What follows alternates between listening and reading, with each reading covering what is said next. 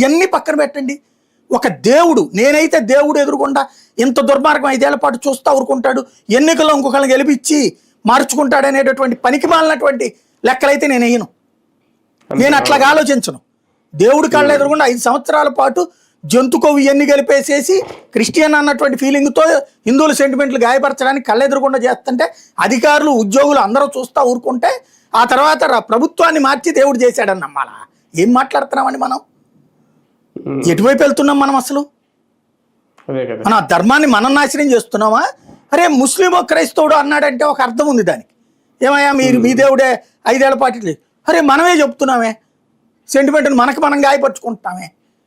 పోనీ ఇప్పటికైనా ఆల్టర్నేటివ్ ఏమైనా తీసుకున్నారా? మా ఈవో వచ్చాడు, మా బోర్డు మెంబర్లు వచ్చారు, ఇది ఆల్టర్నేటివ్.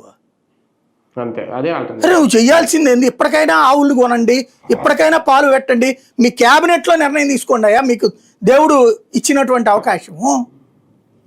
ఆ టీటీడీతో చేయించండి అయ్యా పని, ఆవులు కొనిపించండి అయ్యా, ఒరిజినల్ ఇప్పటికైనా తయారు చేయండి అయ్యా.